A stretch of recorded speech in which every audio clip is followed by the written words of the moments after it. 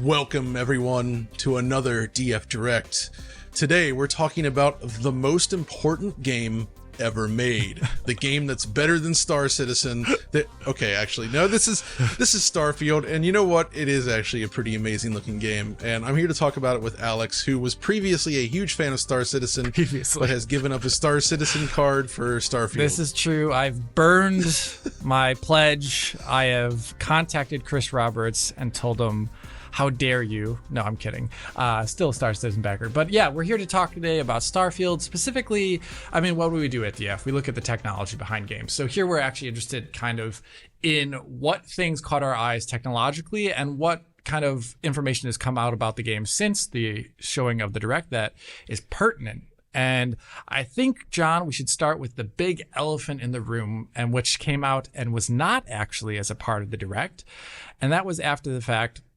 Basically, the information came out that the game would be targeting 30 FPS on Xbox Series consoles, on Xbox Series X and Series S, and specifically the things were named of 30 FPS at 4K output on Xbox Series X and 30 FPS at 1440p output on Xbox Series S, John. So what do you think about all that? This created quite a conversation around it, a tempest in a teapot, if you will, regarding the frame rate and 30 frames per second. And it's something that's kind of been building up since, I would say, last year with, I think Gotham Knights sort of triggered this discussion again. Wow. Which it was one of the first big new gen exclusive games, 30 frames per second only. And then we've seen several other games come with the same limitation, and I am unsurprised to discover that Starfield is the same. But we've also seen this discussion of like, well, DF, why is it okay for a game like Starfield to be 30 frames per second, but then another game you might cover, you would expect to be 60?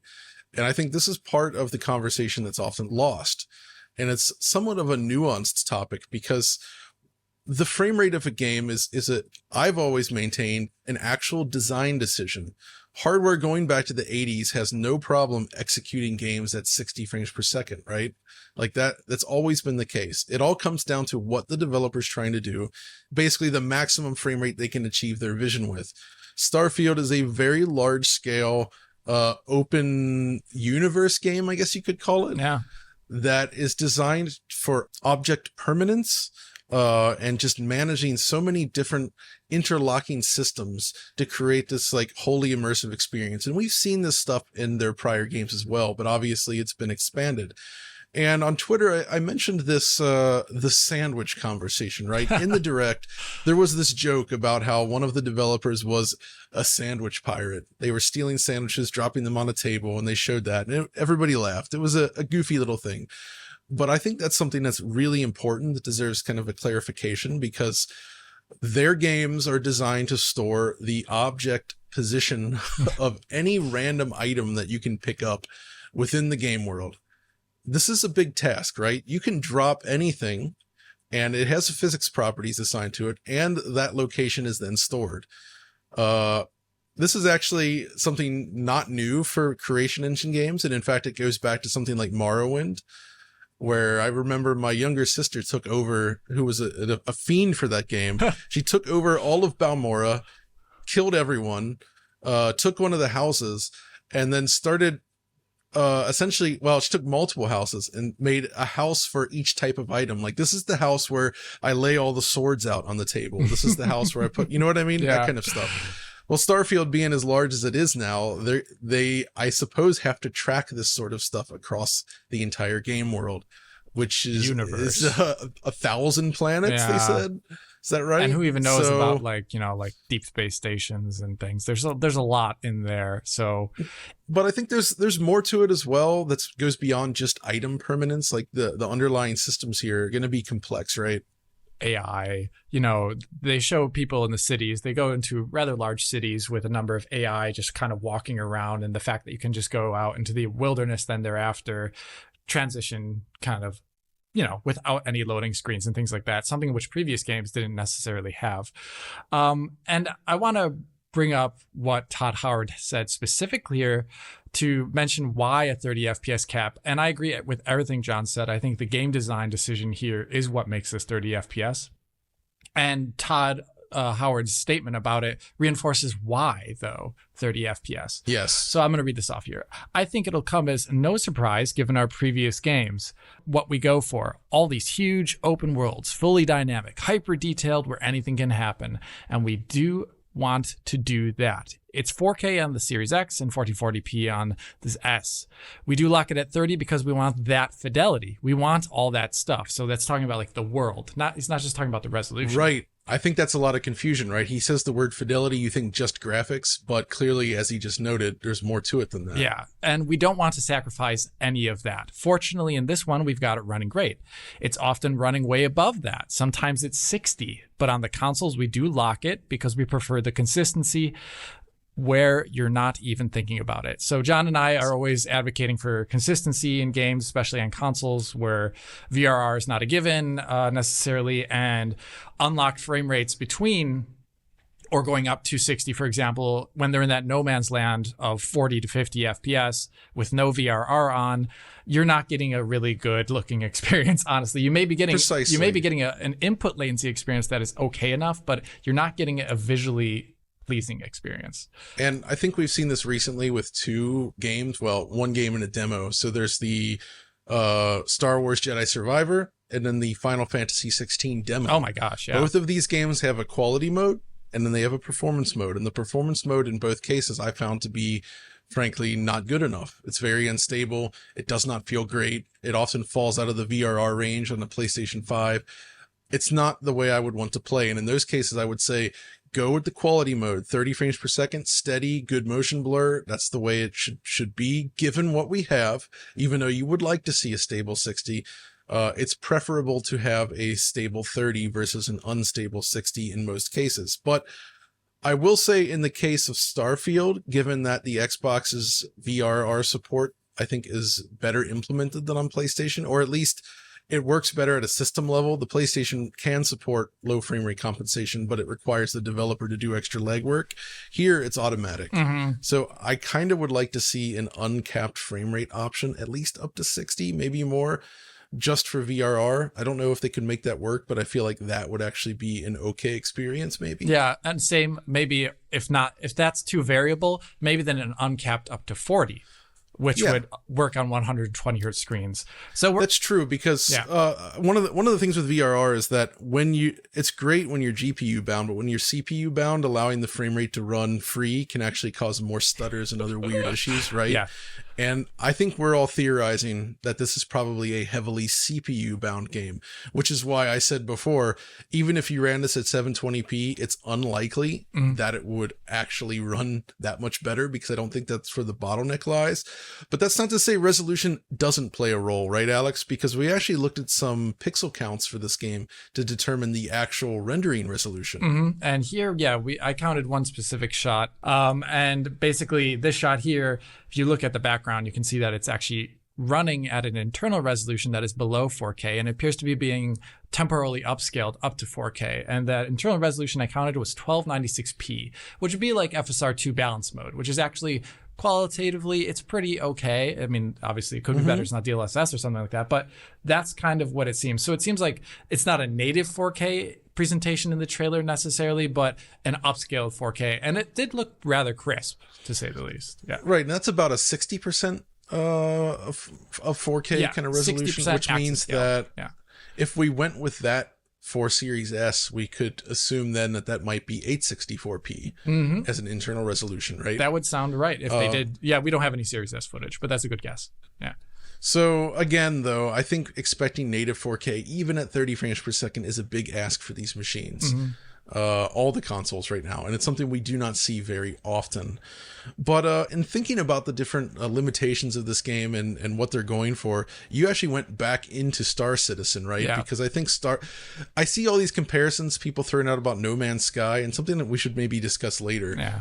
But I think Star Citizen is a much closer comparison in terms of what they're trying to achieve. Yeah, I mean, the reason why I want to talk about it is because you mentioned earlier, we think the reason why they would lock the game at 30 FPS is because the simulation aspects of the game are taxing on the CPU, and that variability of how taxing it is on the CPU makes them want to lock it down to 30 for consistency's sake. And I use Star Citizen example here, and I'm going to send some footage to Oliver. where here's me just running around a lonely, desertified moon of a planet. You know, it's like a planetoid. It's pretty empty. There's just like rocks on the ground, some larger formations. It's like the average, no offense, No Man's Sky kind of planet. It's like pretty, it's not, there's not a lot going on there. And if you look there, this is running on an RTX 2070 Super and Ryzen 5 3600. You'll see that on the top right-hand corner, where next to GPU, it says the GPU utilization percentage, and there it's 99%. And that means the GPU is the limiting factor here. It's running close to 60 FPS, above 60 FPS almost on this PC. That's good. But the game isn't all these type of barren planets. A large part of the game in Star Citizen is also, like we saw in the Starfield trailer, you go to like larger cities. And there, when I go to those areas in Star Citizen, I'm going to show, there's a couple clips here where one where I'm riding on the monorail going through the city, and you'll just see the frame rate is like at like 17 to 24 or 25 FPS. It's brutal. But if you look at the GPU utilization, it's way below 100. It's like 50%, and the CPU is just being destroyed. It's like at 100% almost on every single thread. So this is the kind of thing that I think is maybe happening to a degree in Starfield. There's areas that are much heavier on the CPU than other areas, and to lock it down more consistently, they thought a 30 FPS cap would be better. Obviously, Star Citizen's not the exact same game as Starfield. It's completely different development history, but it is a similar concept idea of going from different areas, ones that are more sparsely populated and ones that are much, much, much, much more populated. Exactly. But obviously, you know, I feel like that should hopefully give some better idea of why the frame rate is what it is. And, you know, for better or for worse, mainly for worse, I suppose, I expect that 30 frames per second is going to once again become the most common frame rate we see in big console games. And if performance modes are offered, they may not be as stable as we would like. And I do think that's a bummer to some degree, but I feel like it's just, that's natural with this expansion towards more advanced graphics capability. We had this cross-gen period, and that was the opportunity for developers to push frame rate because they still need to target lower-end platforms. But now we're seeing this stuff go way beyond that. And that's definitely the case here because I would say, I said this in our previous direct, but I'll say it again. I think Starfield is the first truly beautiful game that Bethesda Game Studios has ever made. Not to say that their other efforts were ugly. They had some elements that looked nice, but they never quite did it for me. But this time, I feel like they've made changes to the way they handle their rendering that produces something that I would genuinely describe as attractive and beautiful. Yeah, there's a lot of beautiful shots in the entire Direct, actually. Yeah, just the cities, these landscapes, the metallic materials, and all those different things coming together to create these just gorgeous scenes. And it's so full of variety because you do have these sort of like wasteland like planets to futuristic nightclubs and cities of glass and metal, populated areas, sparse areas. You know, you're inside these retro future spaceships, all this stuff, and everything looks fantastic. But we also, you know, we're thinking about, so how do they actually achieve the look and feel of these environments? And that's where I want to get into the graphical features of Starfield. And we have a list here of things that kind of went through. Alex, you assembled some talking points for us. Yeah. And the first one on the list, I think, is actually the game's real-time global illumination. Yeah. So for this one, they, I believe it was Todd Howard speaking in the Direct when they mentioned this. Direct call out, new real-time global illumination. Now, when people obviously hear these things these days, because of we're in this ray tracing age, everyone immediately goes, oh, is this ray traced GI? And so I went through the trailer and I looked for some like very specific things that I would expect for like a per pixel ray traced GI solution, like one you might have seen in Metro Exodus Enhanced Edition. And I did not find good evidence of such a ray traced, you know, per pixel solution. And a good example I found was that 1042 in the video when they're showing off this outlaw city, and they show like kind of like a market underneath an overhang. And if you look around there, like behind the people, behind those like I don't know, bags of I don't know what's in the bag. Some sort of red supply, some sort of red dust, or just, you know, around the people. Or spice. Is it spice? Is it spice? Arrakis spice? I don't know, but whatever it is. But if you look there, there's essentially just SSAO and kind of everything's glowing. otherwise. There's not like Yep. the usual darkness you would see, or like local lighting that you would see from like a ray traced per pixel stuff. So that makes me think it is some sort of other GI solution. We'll get back to what I think it is later, but I still want to say that there's good examples actually of the GI in the trailer, and what it does to the game scene. For one, not every shadow is just pitch black. That's the obvious thing. But another really good thing is there's a shot at 2:24 in the trailer where Todd Howard's like, instead of saying, you can go to that mountain, he says, you can go to that moon. But anyways. That was good. That was good. I enjoyed that moment. But here, they're on the dark side, on the backside of like a mountain or a hill, and it's overcast with shadow. And to the right of that, adjacent to it, you can see what looks to be a gas giant. You're on a moon orbiting a gas giant. And usually in a game without GI, this area would be completely pitch black. And the thing is, whatever GI solution they're using here, you can actually see the light coming from the gas giant inflecting the lighting of this shadow region here. It's like yellowed. One, there's the reflection on the ground, the really obvious reflection, but also the things that are more diffuse or matte are actually yellow lit from a direction, which is really cool. And, something that a lot of games don't capture. Yeah, and it seems to be fairly large in scale. I mean, even The Legend of Zelda Tears of the Kingdom has its own real-time GI solution, right? Yep.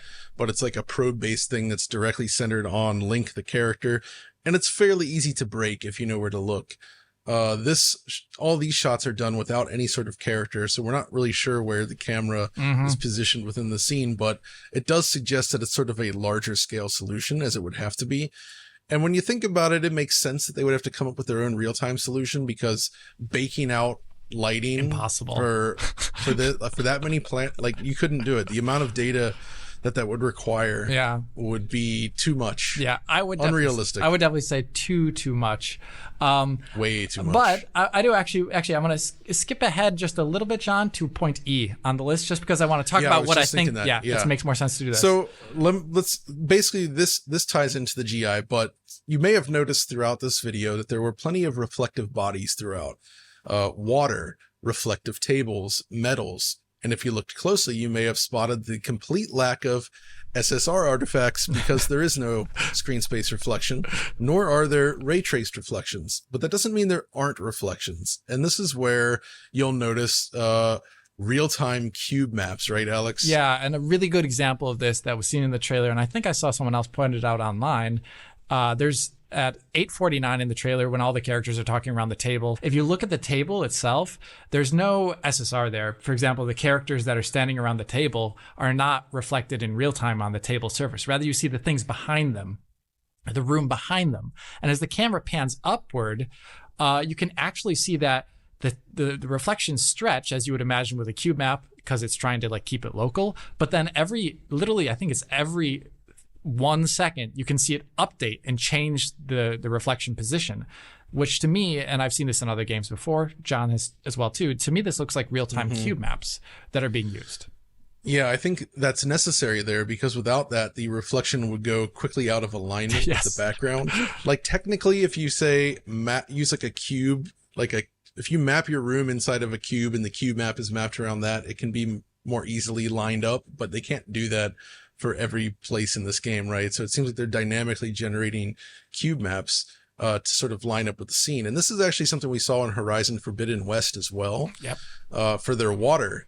They do use SSR there, but they also couple it with dynamic cube maps that update to reflect the time of day, the lighting conditions, your position in the world. And it's the same kind of thing where they're kind of updated at a much slower rate, but it does help sort of tie the world together. And I think it's probably a pretty smart solution. And honestly, at this point, possibly preferable to SSR, as I'm kind of tired of SSR disocclusion artifacts and the like, as I know you are. Yeah, I'm pretty tired of it. But, mixing the two is obviously not a bad deal, too, like Horizon does. But this ties back into the GI discussion. So there's no SSR here in this footage here. We presume it's going to be Xbox Series X footage based upon the 30 FPS in the footage and how it wasn't. Maybe not. We don't really know. But this ties back into the GI thing that we were talking about earlier, because I would imagine that because there's no way they could bake out a bunch of probes for all these different planets. It's impossible. There's too much data there. way too much. John was so right there. But what they could do is have just a real-time cube map that follows the player camera around and updates every single time they walk anywhere, every second, like it looks to be here. It's actually not too far away from what Star Citizen currently does in its game. It actually has a real-time cube map that follows the player character and updates every 30 frames. So very similar, and that's how I think they're doing some of the bounce lighting here. Actually, I feel like one example of real-time updated cube maps that might help people better understand it is racing games. Yeah, right. Like Gran Turismo 7 does this while racing. The new footage of Forza Motorsport does this, where rather than using like ray traced reflections on the cars, which is more expensive, they're actually displaying a cube map around that vehicle that's capturing the scene. And they often update it at a lower rate, like every other frame, for instance. So you might have 30 frames per second reflection updates, but it's an old school way of sort of very accurately capturing the scene. And for a racing game with the more like static positioning of your car, it makes a lot of sense. But you know, you can also use it in other creative ways like this, both for lighting and general reflection and all that. And it's cool to see. It is really cool to see. But so that covers like real-time lighting and reflections and stuff like that. Okay, so I think the next issue on the list that I found interesting specifically is that they finally added, and I know we can celebrate this, Alex, they've added per object, per pixel motion blur for both the camera and, well, individual objects and bodies throughout the world. And in an interview, I believe Todd Howard actually noted that id Software played a role in this. They offered to help them implement this feature in their engine. And that seems to be exactly what we're seeing here. That means that, you know, during combat, for instance, when things become a little bit more frenetic, you're actually seeing proper per pixel blur on the objects, which I think lends it a lot of weight and is also rather critical for a 30 FPS presentation these days. Wouldn't you agree? Oh, yeah. I mean, that's one of the things that I always think separated like late Xbox 360 era games from their peers is people would be like, wow, The Last of Us Part 1, it wasn't called Part 1 back then, but The Last of Us looks really good. Why does it look so good? It's like a lot of people actually love the motion blur and the smoothness that it applies to a 30 FPS update. They think they don't like it. But they actually do. Yeah, but no, I thought that was really good looking here in the trailer, and it really does help, even though the fact that the trailer wasn't running at a consistent 30 FPS, it actually did help lend those, especially those combat scenes, like a much smoother presentation, because the camera is actually now quite dynamic. It's a lot more dynamic than it is in like something like Skyrim, where it's like just like moving here. You actually have like a jump pack where you can move up and down really quickly. That was always a problem with their prior games, is this very like static camera and player movement, and the way everything looked and moved never felt good. This looks like they've put a lot of effort into sort of creating a combat system that actually moves and animates in a way that feels satisfying to use, like for once, which, and this doesn't seem to have anything like VATS going on either, like their recent Fallout games, which is right? good, so, in my opinion. Which is good. I'm not a big fan of that either. So, yeah, the combat in this actually could be great. Yeah, I hope so. I thought the guns looked super weighty and awesome. They do. There's a variety of different ones, and they're all kind of grounded as like lasers, energy weapons, and even ballistics, which is always good to see. I actually thought the combat looked great in this trailer. I was genuinely shocked. I agree. But yeah, so let's move on to another thing that I noticed in the trailer that's new to the Gamebryo and/or Creation Engine, and that would be screen space shadows. It's really common these days to see in other AAA titles, but it's something that very popular. Definitely that they didn't ever have before. You can usually see it on like the character's hands or gun models, but specifically in the world, like shadow maps are good enough for like a game like this, but still like in the environments themselves, you do need a little bit more information usually. And you can see it like all over the vegetation or the rocks on the ground. That's the most important spot, I think, is like fine grass textures typically don't play. They're far too fine grained to actually be able to be resolved by the shadow map, right? Unless you have some absurdly high res shadow maps, which they're not going to do here, and they don't do that. So combining that with screen space shadows helps a lot. And unlike SSR, I find like screen space shadows are generally not that distracting. Yeah. You kind of, if you look at them, you can kind of break them, but they work pretty well at doing this really fine grained shadowing. And they definitely use it here in this footage. which is a good mix. And that's kind of, looking at between that and the cube maps and everything that they're doing here, it kind of feels like they've finally implemented a lot of tried and true, more old school rendering techniques, but they're using them all in such a great way that it actually holds up well. Yeah. That's the thing. Most of the trailer actually held up really well graphically, which is something I would never have said that about Skyrim. There's aspects of the trailer that did not hold up perfectly well. We'll talk about a little bit later. Or, but generally, Fallout 4 again. Fallout 4 is when they upgraded to physically based materials, right? Yeah, but I would say that the materials looked bad in that game. It was not an attractive game, Fallout 4. No. Whereas this time, I don't know if they upgraded their pipeline, if they just improved the render, if the artists themselves adopted a new approach. They just have more experience with physically based materials. Probably. But whatever it is, and also I guess the materials themselves, right? We're dealing more with metals and such, which are typically a little bit easier to look great, right? So that makes such a difference in terms of the overall presentation. Oh, definitely. Okay, so another thing I mentioned earlier, just like the screen space shadows helping stuff look better on the ground. One thing that is definitely not in the previous Gamebryo stuff, Creation Engine stuff, is that the ground detail is really high in this game. If you actually look at a lot of shots, the characters moving along, there's like a bunch of like scattered rocks and things like that, but the ground itself, which is usually there's like terrain generation in game, which is not just like a bunch of scattered objects, but there's like some sort of system which like plans the slopes and hills of a game world based upon a height map of some sort usually. And here it looks to be there's like micro detail there, which appears based upon the when the camera moves forward, it appears to be done with hardware tessellation. I can obviously be wrong there, but that's what it looks like. And that's something that we saw usually kind of in like not so many open world games usually, but we did see it in something like Battlefront 2 and Battlefront 1 when they came out, if you recall. Didn't we see it in Anthem as well? We did see it in Anthem, you're right. It was a very common Frostbite feature. It totally was in Frostbite. That's a good point. I forgot about Anthem, like most people did. Hey, at least Anthem did visuals well, Anthem was really good looking game. That's one thing you cannot fault the game for. Oh my goodness. But yeah, that I thought that was cool to see here because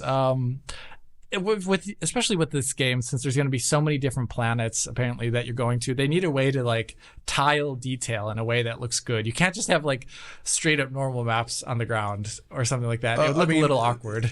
You could, and they did go. You remember being blown away by Oblivion, right? Oblivion, back in the day. There's vast views, right? It was amazing. You step out and you're like looking out over the world and like, wow, this is the greatest looking thing ever. And I just said like their games never looked great. And well, this is an example of why, because if you look at Oblivion, you realize they just tile the same texture over and over again across the ground. And it's so plainly obvious and it looks really bad. And even back then, even with the vastness of this world, which was impressive, the presentation of that never looked great to my eye. And I feel like this is the moment when they finally truly nailed that. And the terrain itself is now an attractive part of the game. It looks good. Yeah, just walking across the planets. The planets look good, even before they build anything on top of them. Yeah, just to skip ahead to point G here, because it applies to the planets. One thing that is really good is it's really hard to tell how they do their clouds, but one part of rendering a planet isn't just the clouds themselves, but like light scatters through the air even when there's no clouds present. And they have this like really good scattering model. So it gives them like cool sunsets as well as different types of planets. Like they show off planets with like more exotic atmospheres that you definitely don't see on Earth, like just different colors there. But a thing that also is part of like atmospheric rendering is there's not just the clouds up in the air, but there's clouds at ground level. And games recently, they do it like in a way where there's like stuff close to the camera and they use frustum aligned voxels usually. And that stuff you see in the trailer as well too. For example, at 2813, they use that for like more like indoor environments a lot, where like you can see like volumetric lighting, and it's stuff that you see in a lot of modern games. But one thing that's less common in modern games, because worlds aren't usually this big, is like super long range volumetric fog. And you can see that really well at 3252 in the trailer. It's something that we saw in Red Dead Redemption 2. I believe it's also to a degree in Horizon, the second Horizon game, Forbidden West. It is in Horizon Forbidden West as well. It's all this like sort of height fog and this valley fog. And yeah, that's really important, I think, for representing this atmosphere of a planet. Yeah, and that I think that because like usually if you don't have these kind of mid-ground reads that this applies to a game, you could look out into those valleys and they'd look really like tiled and weird and empty. It's just not like something you'd expect actually from any sort of Earth-like world or even alien world. So I actually thought that was really great to see, and it's something I praised back when they showed off their initial trailer because I thought it looked really cool. But I just want to talk about that again because that makes alien planets look awesome. That's the thing about rendering these large environments is like the designers have to pay close attention to both the near field and far field rendering, right?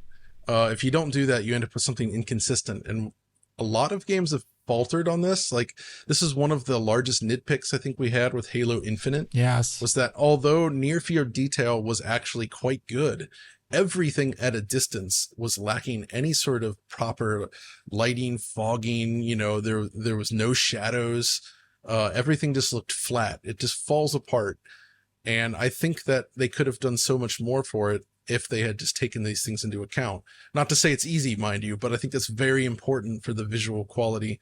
And it's something that they absolutely get right here. Mm-hmm. And I think our discussion so far kind of demonstrates how all these different singular techniques can kind of come together. They coalesce into something that becomes a very consistent, beautiful whole, right? By themselves, none of these are like cutting edge or super impressive, but when you combine them together with the strong art direction, you end up with something that looks great. Yeah, like I said, throughout this trailer, I was just genuinely impressed that I was actually liking the way a Bethesda game looked. I especially love, I'm just looking at the trailer again. If you go to like 34:30 and onward, that section where they're fighting in the interior, right? Like, that's just the perfect example of how awesome the materials work is, and just like the general, like everything coming together. You get some nice reflections on the weapons. You've got, excellent lighting, all these, like, although, with ray tracing, it would be neat to see. I would love to see that. All those emissive lights. Well, what should be emissive lights actually emitting light, right? Yeah. But still, even without it, it looks awesome there. Mm-hmm. But then another thing that they added to this that I think is worth talking about is the bokeh depth of field. Right. Depth of field, I would say these days has become, I don't want to say it's cheap, but it's become an easy way to thrill the senses. It lights up your mind with just like this. It's wonderful to look at. I don't know. I find it very pleasant. It's something I like to prioritize in my photography and filmography and all that. And it's something I love to see in games. And I think just by adding a really high quality bokeh depth of field, you can really like amp up the cinematic quality of a game. And they do that here in many different scenes. And that would probably help a lot with the dialogue scenes as well. Mm-hmm. If it weren't for the thing one in focus issue, right? Yeah. The thing in focus. The thing in focus is mainly the character faces and then the way they animate as they move. Mm-hmm. And it's very stilted. It's definitely the thing that has progressed least visually from their previous games. Not too far off from what you saw in Fallout 4, actually. And it's mainly, it's not just the game isn't perfectly photorealistic. I don't expect them to have something like an Uncharted or The Last of Us level character model they're animating to you. One, they're not doing a bunch of performance capture, most likely because there's too many lines of dialogue here. But whatever procedural system they use to animate the character's face to that dialogue, I don't know what it is. It doesn't necessarily work out too well. And with like the detail on the faces and the way that like the face moves and stuff like that, it's the thing that is most uncanny in the entire trailer. Yeah, see, I've seen some people comparing this game to Horizon Forbidden West, which I think is a bad comparison. These games are not comparable by and large. But the one thing that I could see taking away from that is the original Horizon was known for its very stilted facial animations, just like this. Mm-hmm. For the sequel, although they have performance capture from major cutscenes, most of the NPCs you speak with, it's all procedural stuff, right? And it looks really, really good. Mm-hmm.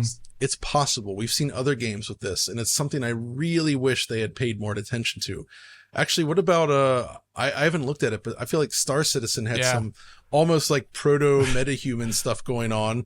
And like, what do their models look like when interacting with them? So the way they do it there is they have like a universal facial rig that can drive almost any model, which is like what MetaHuman does. And basically they could have a performance capture of anyone talking. It would just be like a cam. You can use your webcam, for example, for it. So when someone does their like voice lines, they could look into a webcam, and then they map that onto like the bones in the face, and they can project that onto any single model. So they could even have like an alien having like the exact same lines of dialogue as a human, and their lips would move in like in a way that's convincing. They do it like that for that. So that's why in Star Citizen, if you do go to a mission giver, they actually do look really, really good. So it's very different here, but I think like once again, Star Citizen's goals are probably very different than this game's goals. So yeah, it's just that, you know, at specific points in the trailer, they like say like, oh, and something might blossom into romance, and you see them talking, and it looks like two like dummies or you know, like dolls. Like there's no emotion in the faces, nothing. It's just completely flat. Yeah, and that's probably the one bugbear I think I have with the visuals that they've not corrected from their prior works. And I understand this is clearly a very complicated game, and I'm kind of amazed it exists at all, to be honest. Yeah.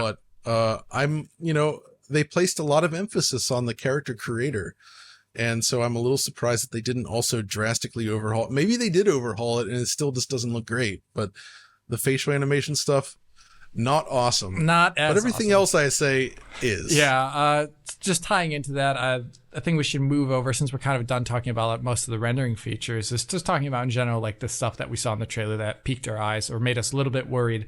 Just really generally, the first thing I want to mention is the gunplay that we talked about earlier. I actually thought for the first time, as the trailer is running in the background here, that shooting guns in one of these games actually looked cool, and the guns were animating really well. I was generally shocked too that they had a competent first and third person like ability. Like you can go to either one, and it looked pretty good. Usually that's one thing in a game that you have to really plan out from the beginning, and so they must have done that. They've had that since Skyrim, I believe, and they even featured that in a trailer, but it never looked good. No, the third person mode really bad in those games. It was very janky. Yeah, but very janky. Here it looked really awesome. Maybe the motion blur is doing a lot of heavy lifting there, but they also could have had maybe a new way they do animations.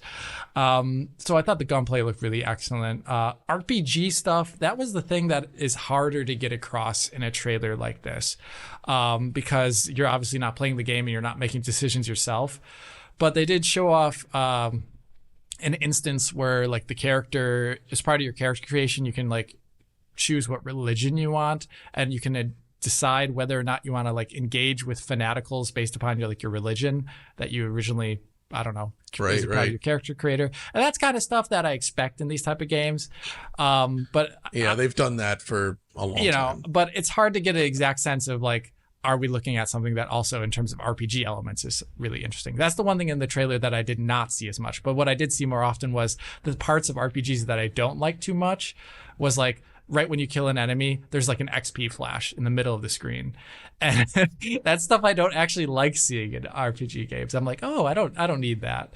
But there it is. Well, that may be true. I do want to compliment some aspects of their UI here. They showed like when targeting items in the world, they draw this very clean and simple like line dot system that like smoothly jumps from item to item, which I thought was a really nice way to highlight what you get, because it pops up a little box that shows this is what the item is. This is like the stats on the item. This is what this corpse was carrying, right? It's very easy to parse that information. And then when they jump into the menu from there, looking at inventory and all the other stats, I also thought that was a very clean, simple looking interface. That is a far cry from some of their prior stuff. Oh my gosh, yeah, it's leagues over Fallout or, my goodness, Skyrim. Actually, the UI and the general branding inside the game world itself is super polished in this game based upon what they showed. Their star map looked really good, actually, with like the gravity holes along the planets. I thought that was really good looking. They have gravity holes, but not squeeze holes, thankfully. Yeah. No squeeze holes in this game. Yeah, that stuff is good for sure.